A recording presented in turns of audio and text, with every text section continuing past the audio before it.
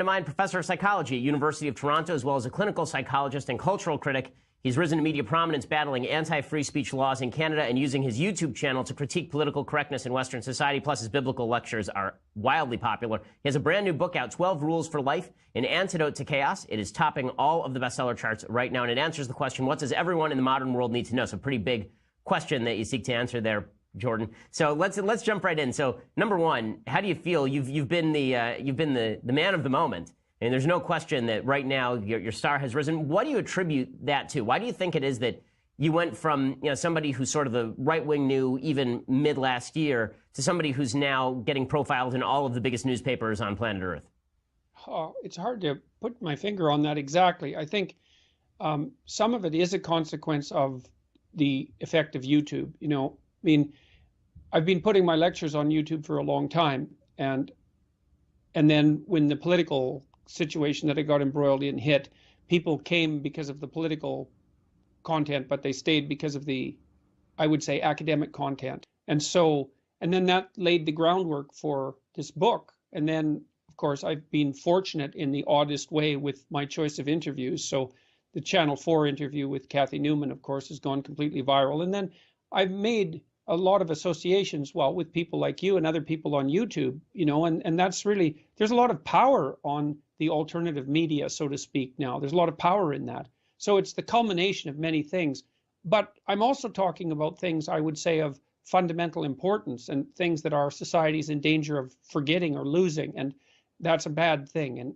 And for people to be reminded of what that content is, I think is extraordinarily good for them. One of the things that I've found that's so interesting is that there's a whole group of people, we talked about this on Dave Rubin's show, on the Rubin Report, there's a whole group of people who have become wildly popular on YouTube, and they have popular shows and podcasts and books.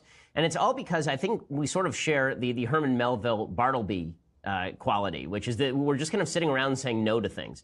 And in today's society, that seems like a real act of rebellion, simply to say no to the prevailing current, even if we all disagree with each other on various matters, large and small. You obviously came to prominence originally for one of the reasons that I've gotten a lot of flack in the United States, and that's because you refused to use transgender pronouns. You refused to allow people to pick their own pronouns, and obviously that was a subject in the Kathy Newman interview. Well, I refused to do it because it was made into a mandatory requirement by law.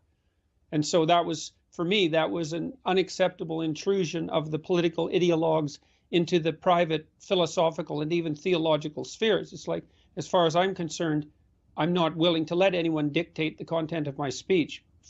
And I have all sorts of reasons for that, many of which are detailed in the book. It's absolutely unacceptable to me. And so, I did say no.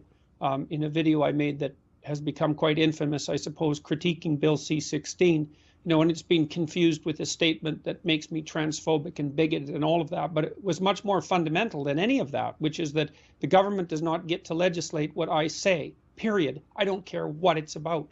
And I really seriously mean that. And I think that people knew that when I made the video. And so I took that abstract issue and made it very concrete. I said I wasn't going to comply with this ideological catastrophe, and I wasn't going to cede the linguistic territory to the radical postmodern neo-Marxists. And I think it's that last phrase, that postmodern Marxist phrase, that's one that you tend to use a lot. And if you don't mind, I'd like you to kind of dig down into that for folks who are not super familiar with your material. When you talk about your critique of postmodernism and Marxism and the postmodern Marxist movement, the kind of combination, what do you mean by postmodern?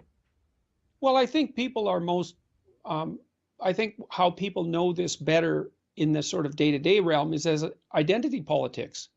So it's this idea that, first of all, that you're defined by your group, which you are most certainly not in my estimation. And second, that the universe of mankind is a battleground of warring groups all vying for power, and there is nothing else to vie for, by the way, according to that doctrine, and that that's the proper way to view the world, and that you can add an oppressor-oppressed narrative on top of that, and that orients you properly in the world. And not only do I not agree with any of that, I think it's dangerous almost beyond belief. I think we played identity politics throughout the 20th century, both on the right and the left, and that the consequences of that was unutterably catastrophic. And so that's postmodernism. Postmodernism is the doctrine that there are, in part, that there are no grand narratives left, and that that there's an infinite number of ways to interpret the world, and that there's no way of ranking those ways on a value scale, let's say. And I believe that to be not only wrong philosophically, but wrong factually and religiously. It's wrong in every way that something can be wrong, which is quite interesting. And I think it's passé, actually. This is one of the things that I think is fascinating, because I've debated Sam Harris. You're going to do a couple of events with Sam up in Canada, and you obviously have fundamental disagreements with Sam. You had a 3-hour conversation about the nature of truth. I have fundamental disagreements with Sam about the nature of where truth comes from. But I think where we all agree, whether or not we're all willing to admit it, is the idea that the postmodern critique of truth itself is a failure. That the idea that truth exists somewhere out there and that it's up to us to discover it. We all come from a different perspective, I think, as to how do we get to that truth. But the idea that the truth exists and that it's something worth pursuing is something that we all hold in common in this sort of weird moment. Yeah, absolutely. Well, I think there's a couple of things. One is that there's a belief that truth is not merely arbitrary, which is a really fundamental postmodern claim, which I think it's wrong. There's a new book out by a psychologist named Tomasello, and I haven't seen it yet, but I know something about it. I mean, he's documenting the accruing, say, biological evidence for the emergence of complex ethics, even before the what would you say, in biological systems, even prior to the emergence of humanity. Not only is there ethical truth, but it probably supersedes our species.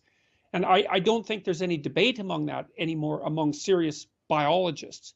And then I believe that there's a literary and metaphorical and metaphysical overlay on top of that, and I don't exactly understand the relationship between all those different, what would you call them, levels of analysis, but I'm trying to do that, and that's what I'm trying to figure out in my lectures as well. So I think we all believe that there's something about truth that's not arbitrary, and I also think we all believe that one of the ways that you approach that truth is through genuine dialogue, and that's not dialogue where, well, I'm actually listening to you because there's always the chance that you might know something that I don't, which is rule 11 in my book, by the way. Assume that the person that you're listening to knows something you don't. Yeah, well, I think that's a huge point for I think all of us who are in this particular area is the willingness to say, and I think that the more you're willing to say this, the better off you're going to be in life. I don't know. Like, knowing where your area of expertise ends, knowing where somebody else's area of expertise may begin, and knowing that you may not know everything, I think is the prerequisite to a happy life. And that's what's also fascinating is that, Jordan, if people watch your stuff on YouTube, you're not somebody who comes off as wildly optimistic. When people watch my stuff, I'm not somebody who comes off as wildly optimistic. But what I tend to get when I go out in public, and I know you've discussed this before, you discussed this on Dave's show as well, is you get a lot of people coming up to you and saying that you give them hope, that you have helped guide them in their life, that you've helped them make their life better. And how do you reconcile the fact that we can both be so pessimistic about human nature, that we're not full-on Marxist utopians who believe that humanity is completely malleable, with the idea that there's so many people who feel more optimistic after having listened to the message that you're promulgating in your book, 12 Rules for Life?